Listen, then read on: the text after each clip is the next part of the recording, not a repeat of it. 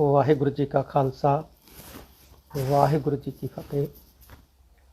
हे प्राणनाथ गोबिंद है, कृपा निधान जगत गुरु। हे संसार ताप हरण है, करुणामय सब दुख हरो।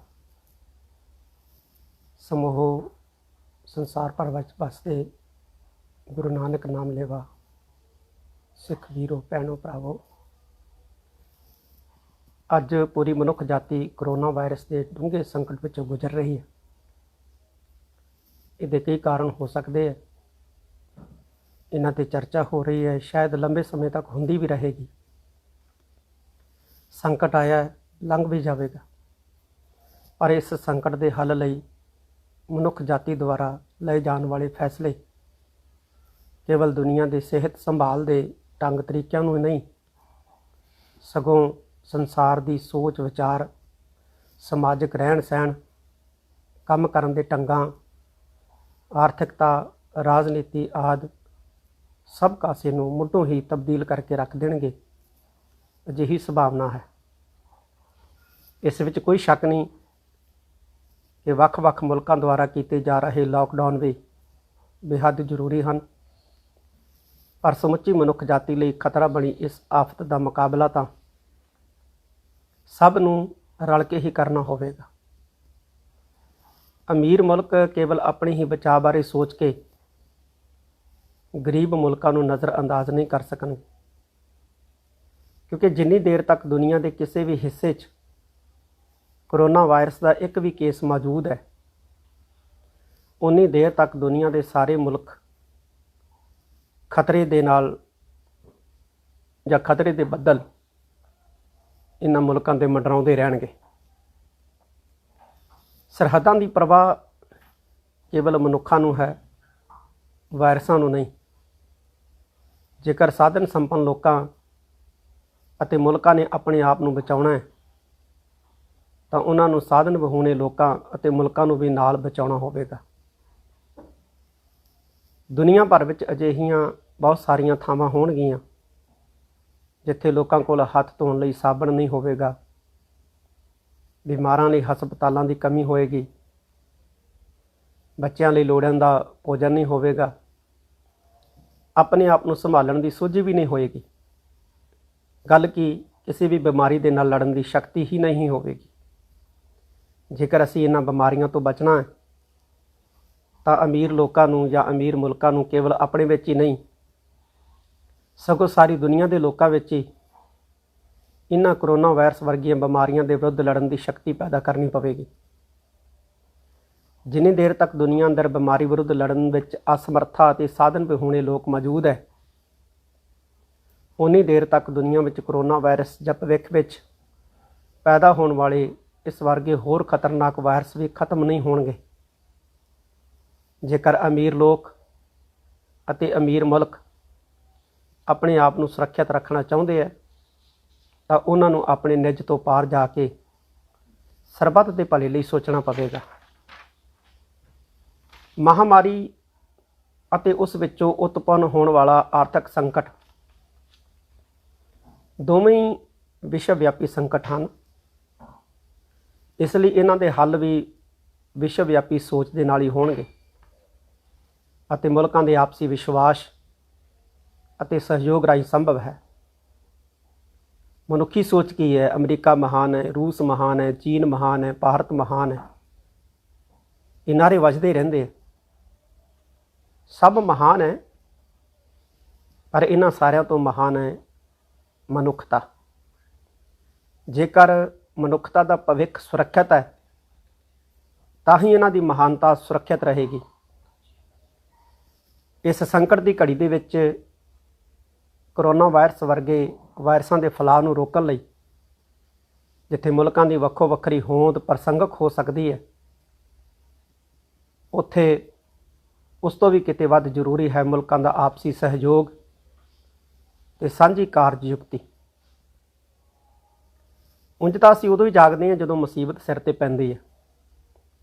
ਆਟਮੀ ਜੰਗ, ਵਾਤਾਵਰਨ ਦੀ ਤਬਦੀਲੀ, ਦਹਿਸ਼ਤਗਰਦੀ, ਜਿਹਨੇ ਹੁਣੇ ਅਫਗਾਨਿਸਤਾਨ ਦੇ ਵਿੱਚ ਸਾਡੇ ਕਈ ਸਿੱਖ ਭਰਾਵਾਂ ਨੂੰ, ਬੱਚਿਆਂ ਨੂੰ ਔਰ ਇਸਤਰੀਆਂ ਨੂੰ ਨਿਗਲਿਆ। ਬੇਰੁਜ਼ਗਾਰੀ, ਨਾ ਬਰਾਬਰੀ, ਅਸਹਿਣਸ਼ੀਲਤਾ ਆਦਿ ਅਜਿਹੇ ਹੋਰ ਵੀ ਮਸਲੇ ਹਨ ਜਿਹੜੇ ਸਾਡੇ ਸਿਰਾਂ 'ਤੇ ਮੰਡਰਾ ਰਹੇ ਆ, ਅਤੇ ਇਹ ਸਾਰੇ ਕੇਵਲ ਮਨੁੱਖੀ ਸਮਾਜ ਦੇ ਆਪਸੀ ਸਹਿਯੋਗ ਅਤੇ ਸਾਂਝੀ ਕਾਰਜ-ਯੁਗਤ ਰਾਹੀਂ ਹੀ ਹੱਲ ਹੋ ਸਕਦੇ ਆ। ਗੁਰੂ ਸਵਾਰਿਓ, ਕਰੋਨਾ ਵਾਇਰਸ ਦਾ ਇੱਕ ਚੇਤਾਵਨੀ ਹੈ ਕਿ ਅਸੀਂ ਆਪਣੇ ਰਾਸ਼ਟਰੀ ਹਿੱਤਾਂ ਤੋਂ ਪਾਰ ਜਾ ਕੇ ਸਰਬੱਤ ਦੇ ਭਲੇ ਬਾਰੇ ਸੋਚੀਏ, ਸਰਬ ਸਾਂਝੀਵਾਲਤਾ ਦਾ ਮਾਹੌਲ ਸਿਰਜੀਏ, ਮੁਲਕਾਂ ਦੀ ਆਜ਼ਾਦੀ ਅਤੇ ਮੁਲਕਾਂ ਦੀ ਏਕਤਾ ਵਿੱਚ ਇੱਕ ਉਸਾਰੂ ਅਤੇ ਵਿਕਾਸਮਈ ਸੰਤੁਲਨ ਬਣਾ ਕੇ ਚੱਲੀਏ। ਇਹ ਬਿਮਾਰੀਆਂ ਭਵਿੱਖ ਵਿੱਚ ਪ੍ਰਗਟ ਹੋਣ ਵਾਲੀਆਂ, ਜੇ ਅਸੀਂ ਹੋਰ ਆਫਤਾਂ ਖਤਮ ਕਰਨੀਆਂ ਤਾਂ ਵਪਾਰਕ ਜੰਗ ਭਾਵ ਟ੍ਰੇਡ ਵਾਰ ਵੀ ਖਤਮ ਕਰਨੀ ਪਵੇਗੀ।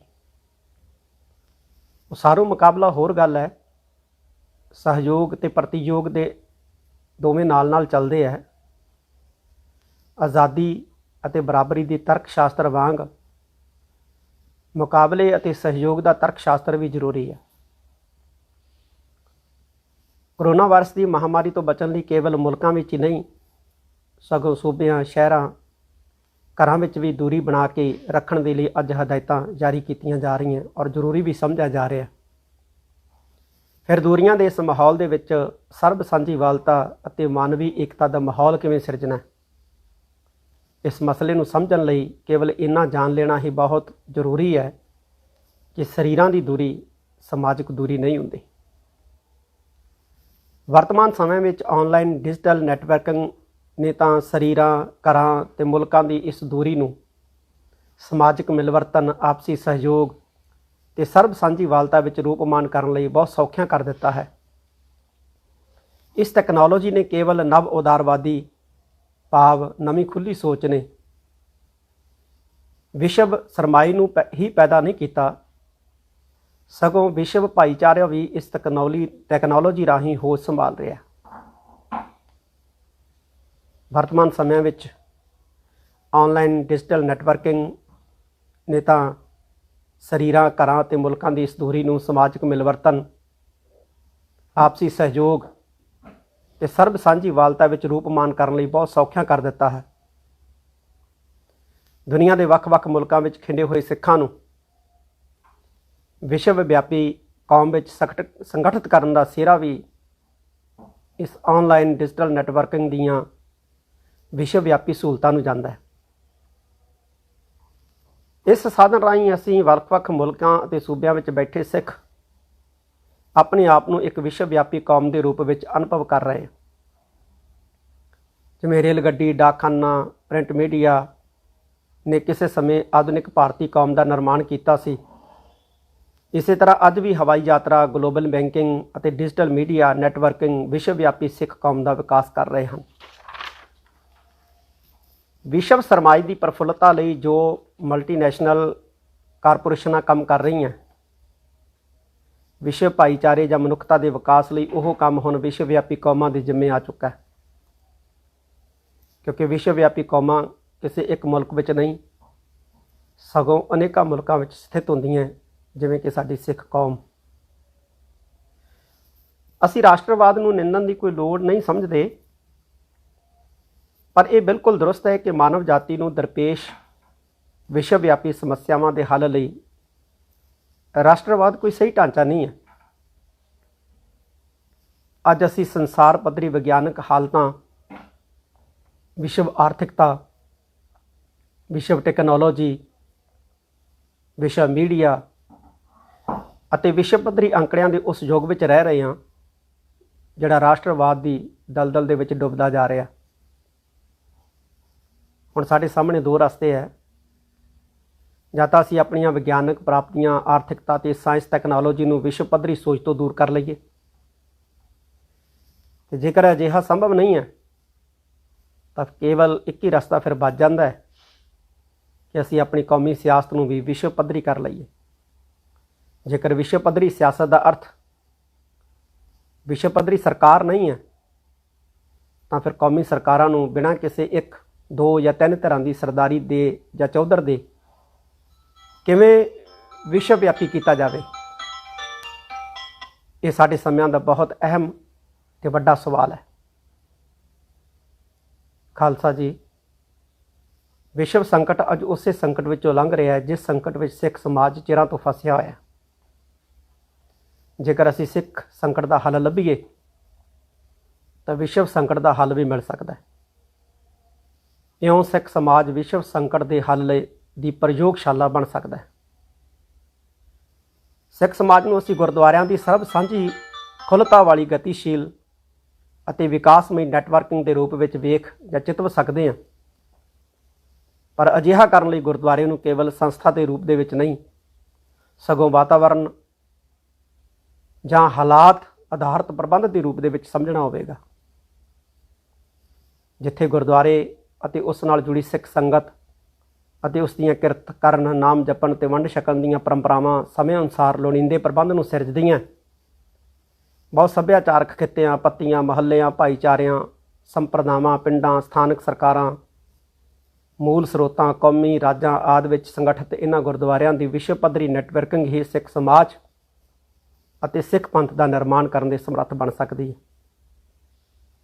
ਇਸ ਤਰ੍ਹਾਂ ਸਿੱਖ ਸਮਾਜ ਅਤੇ ਸਿੱਖ ਪੰਥ ਦੇ ਨਿਰਮਾਣ ਵਿੱਚ ਕੌਮੀ ਰਾਜ ਅਤੇ ਵਿਸ਼ਵੀਕਰਨ ਮੁਕਾਬਲੇ ਵਾਲੇ ਨਹੀਂ, ਸਗੋਂ ਸਹਿਯੋਗੀ ਰੋਲ ਅਦਾ ਕਰ ਸਕਦੇ ਔਰ ਕਰਦੇ ਹੈ। ਜਦੋਂ ਇਸ ਗੱਲ ਨੂੰ ਥੋੜ੍ਹਾ ਵਿਸਥਾਰ ਦੇ ਕੇ ਦੇਖਦੇ ਹਾਂ ਤਾਂ ਸਾਨੂੰ ਸਮਝ ਪੈ ਸਕਦੀ ਹੈ ਕਿ ਵਿਸ਼ਵੀਕਰਨ ਭਾਵ ਵਿਸ਼ਵ ਸੱਤਾ ਤੇ ਕੌਮੀ ਰਾਜਾਂ ਨੂੰ ਇੱਕ ਦੂਸਰੇ ਦੇ ਵਿਰੋਧ ਵਿੱਚ ਖੜੇ ਕਰਕੇ ਵੇਖਣਾ ਹੀ ਗਲਤ ਸੀ। ਵਿਸ਼ਵ ਪੱਧਰੀ ਵਪਾਰਕ ਕਾਰਪੋਰੇਸ਼ਨਾਂ ਤੋਂ ਬਾਅਦ ਵਿਸ਼ਵ ਵਿਆਪੀ ਭਾਈਚਾਰਿਆਂ ਦੀ ਸਰਬ ਸਾਂਝੀ ਖੁੱਲ੍ਹਤਾ ਵਾਲੀ ਗਤੀਸ਼ੀਲ ਅਤੇ ਵਿਕਾਸਮਈ ਨੈਟਵਰਕਿੰਗ ਨੂੰ ਵਿਸ਼ਵੀਕਰਨ ਦੇ ਅਗਲੇ ਪੜਾਅ ਦੇ ਰੂਪ ਵਿੱਚ ਦੇਖਣ ਦੀ ਲੋੜ ਹੈ। ਮੈਨੂੰ ਇਹ ਗੱਲ ਕਹਿਣ ਦੇ ਵਿੱਚ ਮਾਣ ਮਹਿਸੂਸ ਹੁੰਦਾ ਹੈ ਕਿ ਸਿੱਖ ਸਮਾਜ ਜੋ ਪਹਿਲਾਂ ਨਹੀਂ ਤਾਂ ਸ਼ਾਇਦ ਉਹਨਾਂ ਮੋਢੀ ਭਾਈਚਾਰਿਆਂ ਵਿੱਚੋਂ ਇੱਕ ਜ਼ਰੂਰ ਹੈ ਜੋ ਵਿਸ਼ਵੀਕਰਨ ਦੇ ਮਾਰਗ ਉੱਪਰ ਤੇਜ਼ੀ ਨਾਲ ਅੱਗੇ ਵਧ ਰਿਹਾ। ਗੁਰਦੁਆਰਾ ਸਾਹਿਬਾਨ ਵਿਸ਼ਵੀਕਰਨ ਦੀ ਮੁੱਢਲੀ ਇਕਾਈ ਹੈ। ਇਹਨਾਂ ਗੁਰਦੁਆਰਿਆਂ ਦੀ ਇਸੇ ਭਾਵਨਾ ਵਾਲੀ ਵਿਕਾਸਮਈ ਨੈਟਵਰਕਿੰਗ ਹੀ ਸਿੱਖ ਪੰਥ ਦਾ ਭਵਿੱਖਮਈ ਵਿਕਾਸ ਕਰ ਸਕਦੀ ਹੈ। ਜਿਵੇਂ ਅਮਰੀਕਾ ਦੇ ਰਾਸ਼ਟਰਪਤੀ ਨੇ ਵੀ ਕਿਹਾ ਕਿ ਗੁਰਦੁਆਰੇ ਜਿਹੜੇ ਆ ਉਹ ਹਰ ਮੁਲਕ ਦੇ ਵਿੱਚ ਹੋਣੇ ਬੜੀ ਲਾਜ਼ਮੀ ਹੈ।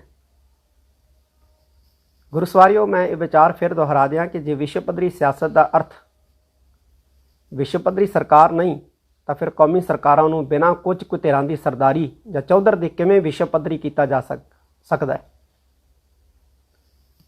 ਤਾਂ ਇਸ ਦਾ ਜਵਾਬ ਇਹ ਹੈ ਕਿ ਜਿਵੇਂ ਸਿੱਖ ਸਮਾਜ ਦੇ ਸੰਦਰਭ ਵਿੱਚ ਗੁਰਦੁਆਰੇ ਵਿਸ਼ਵੀਕਰਨ ਦੇ ਅਮਲ ਨੂੰ ਅੱਗੇ ਵਧਾ ਰਹੇ ਹੈ ਅਤੇ ਸਿੱਖ ਭਾਈਚਾਰਾ ਇੱਕ ਪਾਸੇ ਤਾਂ ਬਿਨਾਂ ਕਿਸੇ ਸੰਕੋਚ ਤੇ ਆਪਣੀ ਮਾਤ ਭੂਮੀ, ਕਰਮ ਭੂਮੀ ਦੋਨਾਂ ਦੀ ਸਿਆਸਤ ਵਿੱਚ ਇੱਕੋ ਜਿਹਾ ਭਾਈਵਾਲ ਬਣ ਰਿਹਾ ਹੈ, ਉਵੇਂ ਹੀ ਦੂਜੇ ਪਾਸੇ ਵਿਸ਼ਵ ਸ਼ਾਂਤੀ, ਸੰਸਾਰ ਪੱਧਰੀ ਵਾਤਾਵਰਨ ਵਿਗਿਆਨ, ਵਿਸ਼ਵ ਆਰਥਿਕਤਾ ਅਤੇ ਵਿਸ਼ਵ ਵਿਗਿਆਨ ਨੂੰ ਅੱਗੇ ਵਧਾਉਣ ਲਈ ਵਿਸ਼ਵ ਪੱਧਰੀ ਸਿਆਸਤ ਵਾਸਤੇ ਰਾਹ ਪੱਧਰਾ ਕਰਨ ਲਈ ਮੁੱਢਲਾ ਰੋਲ ਵੀ ਸਿੱਖ ਭਾਈਚਾਰਾ ਨਿਭਾ ਰਿਹਾ ਹੈ। ਅਸੀਂ ਕਹਿ ਸਕਦੇ ਹਾਂ ਕਿ ਸਾਡੇ ਸਤਿਕਾਰਯੋਗ ਸਵਰਗਵਾਸੀ ਭਗਤ ਪੂਰਨ ਸਿੰਘ ਜੀ ਵਰਗੀਆਂ ਰੂਹਾਂ ਤੋਂ ਸ਼ੁਰੂ ਹੋ ਕੇ ਬਹੁਤ ਸਾਰੇ ਕਾਰਜ ਸਿੰਘ ਸਾਹਿਬ, ਪ੍ਰੋਫੈਸਰ ਮਨਜੀਤ ਸਿੰਘ ਜੀ ਨੇ ਰੰਭੇ, ਜਿਹੜੇ ਸਾਬਕਾ ਜਥੇਦਾਰ ਸੀ ਸ੍ਰੀ ਅਕਾਲ ਤਖਤ ਸਾਹਿਬ ਜੀ ਦੇ ਅਜੋਕੇ ਦੌਰ ਦੇ ਵਿੱਚ, ਬਾਬਾ ਬਲਵੀਰ ਸਿੰਘ ਜੀ ਸੀਚੇਵਾਲ, ਬਾਬਾ ਸੇਵਾ ਸਿੰਘ ਜੀ ਖਡੂਰ ਸਾਹਿਬ ਵਾਲੇ, ਈਕੋ ਸਿੱਖ, ਖਾਲਸਾ ਏਡ, ਹੋਰ ਬਹੁਤ ਸਾਰੀਆਂ ਸਾਡੀਆਂ ਸਿੱਖ ਸੰਸਥਾਵਾਂ ਜਿਹੜੀਆਂ ਨੇ ਉਹ ਵਾਤਾਵਰਨ ਦੇ ਸੁਧਾਰ ਜਾਂ ਮਨੁੱਖੀ ਭਲਾਈ ਲਈ ਉਪਰਾਲਿਆਂ ਰਾਹੀਂ ਹਾਲੇ ਵੀ ਗੁਰੂ ਪੰਥ ਨੇ ਦੇ ਕਾਰਜ ਕਰ ਰਹੀਆਂ ਨੇ। ਭਾਵੇਂ ਮੁੱਢਲੇ ਕਦਮ ਹੀ ਚੁੱਕੇ ਆ, ਪਰ ਅਸੀਂ ਇਹ ਵੀ ਨਿਰਸੰਕੋਚ ਐਲਾਨ ਕਰ ਸਕਦੇ ਹਾਂ ਕਿ ਗੁਰੂ ਨਾਨਕ ਸਾਹਿਬ ਦੇ ਲੰਗਰ, ਸੇਵਾ, ਸੰਗਤ ਪੰਗਤ, ਵੰਡ ਛਕਣ ਵਾਲੇ ਸਿਧਾਂਤ ਵਿਸ਼ਵ ਪੱਧਰੀ ਸਿੱਖ ਸਮਾਜ ਨੂੰ ਇਸ ਦਿਸ਼ਾ ਵਿੱਚ ਤੋਰ ਲੈਣਗੇ। ਸੋ ਸਾਨੂੰ ਸਭ ਤੋਂ ਪਹਿਲਾਂ ਇਹ ਸਮਝਣ ਦੀ ਜ਼ਰੂਰਤ ਹੈ ਕਿ ਗੁਰਦੁਆਰਿਆਂ ਨਾਲ ਜੁੜੀ ਸਿੱਖ ਸੰਗਤ ਅਤੇ ਉਸ ਦੀਆਂ ਪਰੰਪਰਾਵਾਂ ਕੋਈ ਇੱਕ ਜਾਤੀ ਸਮੂਹ ਨਹੀਂ ਹਨ। ਉਹ ਤਾਂ ਵਿਸ਼ਵ ਭਰ ਵਿੱਚ ਫੈਲੇ ਹੋਏ ਗੁਰਦੁਆਰਾ ਸਾਹਿਬਾਨ ਅਤੇ ਉਹਨਾਂ ਦੀ ਵੰਨ ਸਵੰਨੀ ਸਿੱਖ ਸੰਗਤ ਦੇ ਵਿਸ਼ਵ ਵਿਆਪੀ ਨੈਟਵਰਕ ਦੀਆਂ ਕੜੀਆਂ ਨੇ। ਇਸ ਸਿੱਖ ਜਗਤ ਦੇ ਕਈ ਰੂਪ ਹਨ। ਅੰਮ੍ਰਿਤਧਾਰੀ ਹੈ, ਨਾਨਕ ਨਾਮ ਲੇਵਾ ਸਿੱਖ ਸੰਗਤ ਹੈ, ਹੋਰ ਅਨੇਕਾਂ ਸਿੱਖ ਸੰਪਰਦਾ ਤੋਂ ਇਲਾਵਾ ਜਥੇਬੰਦੀਆਂ ਨੇ, ਪੰਜਾਬੀ ਭਾਈਚਾਰਾ, ਜਿਸ ਬਾਰੇ ਪ੍ਰੋਫੈਸਰ ਪੂਰਨ ਸਿੰਘ ਲਿਖਦੇ ਕਿ ਪੰਜਾਬ ਜਿਉਂਦਾ ਗੁਰਾਂ ਦੇ ਨਾਂ 'ਤੇ ਸਾਰੇ ਸਿੱਖ ਹੈ। ਉਹਨਾਂ ਵਰਗੇ ਸਿੱਖ ਵਿਦਵਾਨਾਂ ਦੇ ਇਹ ਵਿਚਾਰ ਇਹ ਸੁੰਦਰ ਧਾਰਨਾ ਬਣਾਉਂਦੇ ਹਨ ਕਿ ਹਰ ਉਹ ਵਿਅਕਤੀ ਜਿਹੜਾ ਗੁਰੂ ਨਾਨਕ ਸਾਹਿਬ ਦੀਆਂ ਸਿੱਖਿਆਵਾਂ 'ਤੇ ਅਮਲ ਕਰਦਾ, ਆਪਣੇ ਨਿੱਜ ਤੋਂ ਪਾਰ ਜਾ ਕੇ ਸਰਬੱਤ ਦਾ ਭਲਾ ਚਾਹੁੰਦਾ ਹੈ, ਉਹ ਗੁਰੂ ਨਾਨਕ ਸਾਹਿਬ ਦਾ ਸਿੱਖ ਹੈ। ਗੁਰੂ ਸਵਾਰਿਓ, ਅੱਜ ਮੈਂ ਫਿਰ ਆਪ ਜੀ ਨੂੰ ਸਪਸ਼ਟ ਕਰ ਦਿਆਂ ਕਿ ਸ੍ਰੀ ਅਕਾਲ ਤਖਤ ਸਾਹਿਬ ਕੇਵਲ ਪੰਜਾਬ ਦਾ ਭਲਾ ਚਾਹੁਣ ਵਾਲੇ ਪੰਜਾਬੀ ਸਿੱਖਾਂ ਦਾ ਨਹੀਂ, ਭਾਰਤ ਦਾ ਭਲਾ ਚਾਹੁਣ ਵਾਲੇ ਭਾਰਤ ਦੇ ਸਿੱਖਾਂ ਦਾ ਨਹੀਂ, ਸਗੋਂ ਅਮਰੀਕਾ ਦਾ ਭਲਾ ਚਾਹੁਣ ਵਾਲੇ ਅਮਰੀਕਨ ਸਿੱਖਾਂ ਦਾ, ਪੰਜਾਬ ਕੈਨੇਡਾ ਦੋਨਾਂ ਦਾ ਭਲਾ ਚਾਹੁਣ ਵਾਲੇ ਕੈਨੇਡੀਅਨ ਸਿੱਖਾਂ ਦਾ, ਪਾਕਿਸਤਾਨੀ ਸਿੱਖਾਂ ਦਾ, ਸਾਰੇ ਵੱਖ-ਵੱਖ ਸੂਬਿਆਂ, ਮੁਲਕਾਂ, ਸੱਭਿਆਚਾਰਿਆਂ, ਭਾਈਚਾਰਿਆਂ ਵਿੱਚ ਵਸਦੇ ਪੰਜਾਬੀਆਂ, ਗੈਰ ਪੰਜਾਬੀਆਂ ਸਭ ਦੀ ਇੱਕੋ ਜਿਹੀ ਨੁਮਾਇੰਦਗੀ ਕਰਦਾ ਹੈ। ਮੇਰੀ ਪੀਰੀ ਦੇ ਬਖਸ਼ਣਹਾਰੇ ਸਤਿਗੁਰੂ ਦਾ ਇਹ ਤਖਤ ਦੂਸਰੇ ਧਰਮਾਂ ਦੀ ਗੁਰੂ ਨਾਨਕ ਨਾਮ ਲੇਵਾ ਸਿੱਖ ਸੰਗਤ ਦੇ ਨਾਲ ਸਿੱਖ ਧਰਮ, ਸਿੱਖ ਸੱਭਿਆਚਾਰ, ਸਿੱਖ ਇਤਿਹਾਸ, ਸਿੱਖ ਸਿਆਸਤ ਅਤੇ ਸਿੱਖ ਚਿੰਤਨ ਉੱਪਰ ਕੰਮ ਕਰਨ ਵਾਲੇ ਦੂਜੇ ਧਰਮ ਦੇ ਵਿਦਵਾਨਾਂ, ਸਾਹਿਤਕਾਰਾਂ, ਕਲਾਕਾਰਾਂ ਆਦਿ ਨੂੰ ਵੀ ਆਪਣੇ ਤੋਂ ਦੂਰ ਨਹੀਂ ਦੇਖਦਾ। ਗੱਲ ਕੀ ਸ੍ਰੀ ਅਕਾਲ ਤਖਤ ਸਾਹਿਬ ਦਾ ਆਪਣੇ ਨਿੱਜ ਤੋਂ ਉੱਪਰ ਉੱਠ ਕੇ ਸਰਬੱਤ ਦਾ ਭਲਾ ਚਾਹੁਣ ਵਾਲੇ ਦੁਨੀਆ ਭਰ ਦੇ ਵਿੱਚ ਫੈਲੇ ਸਮੁੱਚੇ ਨਾਨਕ ਨਾਮ ਲੇਵਾ ਸਿੱਖ ਸੰਗਤ ਦੀ ਗੁਰੂ ਖਾਲਸਾ ਪੰਥ ਦੀ ਤਰਜਮਾਨੀ ਕਰਦਾ ਹੈ। ਸੋ ਇਸੇ ਭਾਵਨਾ ਅਧੀਨ ਸਭ ਤੋਂ ਪਹਿਲਾਂ ਸੰਸਾਰ ਭਰ ਵਿੱਚ ਜੋ ਵੀ ਮਾਈ ਪਾਈ ਨਿੱਜੀ ਜਾਂ ਸੰਸਥਾ ਦੇ ਰੂਪ ਦੇ ਵਿੱਚ ਜਾਂ ਜੋ ਵੀ ਜਿਵੇਂ ਸੇਵਾ, ਲੰਗਰ, ਇਲਾਜ, ਦਵਾਈਆਂ ਜਾਂ ਮਾਇਕ ਜਾਂ ਤਨ ਮਨ ਦੇ ਨਾਲ ਸੇਵਾ ਨਿਭਾ ਰਿਹਾ, ਮੈਂ ਉਸ 'ਤੇ ਮਾਣ ਕਰਦਾ, ਉਹਨਾਂ ਦਾ ਧੰਨਵਾਦ ਕਰਦਾ। ਇਸ ਸੇਵਾ ਨੂੰ ਹੋਰ ਅੱਗੇ ਤੋਰਨ ਲਈ ਕੁਝ ਸਾਰਥਕ, ਸਰਬ ਸਾਂਝੇ ਤੇ ਸਮੁੱਚੀ ਲੋਕਾਈ ਲਈ ਲਾਹੇਵੰਦ ਥੋੜ੍ਹੇ ਸਮੇਂ ਅਤੇ ਲੰਬੇ ਸਮੇਂ ਦੇ ਕਾਰਜਾਂ ਨੂੰ ਸ਼੍ਰੀ ਗੁਰੂ ਗ੍ਰੰਥ ਸਾਹਿਬ ਜੀ ਦੀ ਗੁਰੂ ਜੁਗਤ ਦੇ ਆਧਾਰਿਤ ਅਤੇ ਸ੍ਰੀ ਅਕਾਲ ਤਖਤ ਸਾਹਿਬ ਜੀ ਦੀ ਅਗਵਾਈ ਹੇਠ ਆਰੰਭ ਕਰਨ ਦੀ ਇੱਛਾ ਹੈ। ਸੋ ਗੁਰੂ ਪਿਤਾ ਜੀ ਦੀ ਬਖਸ਼ਿਸ਼ ਦੇ ਨਾਲ ਜਲਦੀ ਹੀ ਕੁਝ ਸੰਸਥਾਤਮਕ ਸਰਗਰਮੀਆਂ ਦੀ ਸ਼ੁਰੂਆਤ ਵੀ ਅਸੀਂ ਆਉਣ ਵਾਲੇ ਸਮੇਂ ਦੇ ਵਿੱਚ ਕਰਨ ਜਾ ਰਹੇ ਹਾਂ, ਜਿਸ ਦੀ ਜਾਣਕਾਰੀ ਕੁਝ ਦਿਨਾਂ ਦੇ ਵਿੱਚ ਆਪ ਜੀ ਨਾਲ ਸਾਂਝੀ ਕਰਾਂਗੇ। ਇਸ ਲਈ ਆਪ ਸਭ ਦੇ ਸਹਿਯੋਗ ਤੇ ਇੱਛਾਵਾਂ ਦੀ ਦਾਸ ਨੂੰ ਬਹੁਤ ਜਿਹੜਾ ਬਿਨਾਂ ਦੇਰੀ ਤੋਂ ਲੋੜ ਹੈ। ਗੁਰੂ ਪਿਆਰਿਓ, ਸਮਾਂ ਤਾਂ ਕਿਸੇ ਦੀ ਉਡੀਕ ਨਹੀਂ ਕਰਦਾ, ਸਾਨੂੰ ਹੀ ਖਾਲਸਾ ਜੀ ਕੇ ਬੋਲ ਬਾਲੇ ਅਤੇ ਸਰਬੱਤ ਦੇ ਭਲੇ ਲਈ ਸਿਰ ਜੋੜਨ ਦੀ ਲੋੜ ਹੈ। ਅਸੀਂ ਹੀ ਸਿੱਖਾਂ ਬਾਰੇ ਸੋਚਣਾ। ਸਿੱਖ ਮਜ਼ਬੂਤ ਹੋਣਗੇ, ਸਿੱਖ ਭਾਈਚਾਰਾ ਮਜ਼ਬੂਤ ਹੋਊਗਾ, ਸਾਧਨ ਸੰਪੰਨ ਹੋਏਗਾ, ਫਿਰ ਅਸੀਂ ਸਾਰੀ ਦੁਨੀਆ ਦੇ ਵਿੱਚ ਸਰਬੱਤ ਦੇ ਭਲੇ ਦੀ ਗੱਲ ਜਿਹੜੀ ਹੈ ਉਹ ਕਰ ਸਕਦੇ ਹਾਂ। ਸਾਡਾ ਆਪਣਾ ਘਰ ਮਜ਼ਬੂਤ, ਸਾਡਾ ਆਪਣੀ ਆਰਥਿਕਤਾ ਮਜ਼ਬੂਤ, ਸਾਡਾ ਆਪਣਾ ਸਮਾਜਿਕ ਸਟੇਟਸ ਮਜ਼ਬੂਤ, ਅਤੇ ਫਿਰ ਅਸੀਂ ਉਨੀ ਮਜ਼ਬੂਤੀ ਦੇ ਨਾਲ ਹੀ ਸਰਬੱਤ ਦੇ ਭਲੇ ਦੀ ਗੱਲ ਵੀ ਕਰਾਂਗੇ ਔਰ ਸਰਬੱਤ ਦੇ ਭਲੇ ਦੀ ਕਾਮਨਾ ਵੀ ਕਰਾਂਗੇ। ਸਰਬੱਤ ਦੇ ਭਲੇ ਦੀ ਅਸੀਂ ਯਤਨਸ਼ੀਲ ਵੀ ਹੋਵਾਂਗੇ। ਆਵੋ ਹਮੀਤ ਇਕੱਤਰ ਹੋਏ, ਰਸ ਕਸ ਸਭ ਪੁੰਚਾ ਹੈ, ਅੰਮ੍ਰਿਤ ਨਾਮ ਹਰ ਹਰ ਜਪ ਮਿਲ, ਪਾਪਾ ਮੁੰਚਾ ਹੈ। ਅਤੇ ਜਾਂ ਗੁਰਬਾਣੀ ਦਾ ਫਰਮਾਨ ਹੈ, ਅਗਾਹਾਂ ਕੋ ਤਰਾਂਗ ਪਿੱਛਾ ਫੇਰ ਨਾ ਮੋਹੜੜਾ, ਨਾਨਕ ਸਿੱਧ ਵਿਹਾਵਾਰ ਬਹੁਰ ਨਾ ਹੋਵੀ ਜਨਮੜਾ ਦੇ ਹੁਕਮਾਂ ਨੂੰ ਧਿਆਨ ਵਿੱਚ ਲਿਆਈਏ। ਗੁਰਸਿੱਖਾਂ ਇੱਕੋ ਪਿਆਰ, ਗੁਰਮਿੱਤਾ ਪੁੱਤਾਂ ਭਾਈਆਂ ਦੇ ਗੁਰੂ ਭਾਵਨ ਅਧੀਨ ਸਭ ਵਖਰੇਵੇਂ, ਗਿਲੇ ਸ਼ਿਕਵੇ, ਬਹਿਸ ਮਬਾਸੇ ਅਤੇ ਇੱਕ ਦੂਜੇ ਦੀਆਂ ਉਨਤਾਈਆਂ ਭੁੱਲ ਕੇ ਗੁਰੂ ਦਾ ਨਵਾਜਿਆ ਪਰਿਵਾਰ ਬਣ ਜਾਈਏ। ਮੈਂ ਦੂਰ ਨੇੜੇ ਵਸਦੇ ਹਰ ਮਾਈ ਭਾਈ ਲਈ ਲੋੜਵੰਦ ਖੁਸ਼ੀਆਂ, ਤੰਦਰੁਸਤੀਆਂ ਅਤੇ ਗੁਰੂ ਪਿਆਰ ਵਾਲੀ ਜਹਾਂ ਜਹਾਂ ਖਾਲਸਾ ਜੀ ਸਾਹਿਬ ਤਹਾਂ ਤਹਾਂ ਰੱਖਿਆ ਰਿਆਇਤ ਦੀ ਅਰਦਾਸ ਕਰਦਾ, ਤਾਂ ਕਿ ਸਰਬੱਤ ਦੇ ਭਲੇ ਦਾ ਗੁਰੂ ਬਖਸ਼ਿਆ ਕਾਰਜ ਨਿਰੰਤਰ ਚੱਲਦਾ ਰਹੇ। E5 ਚੈਨਲ ਪੰਜਾਬੀ ਹੁਣੇ ਸਬਸਕ੍ਰਾਈਬ ਕਰੋ, ਬੈਲ ਆਈਕਨ ਤੇ ਕਲਿੱਕ ਕਰੋ।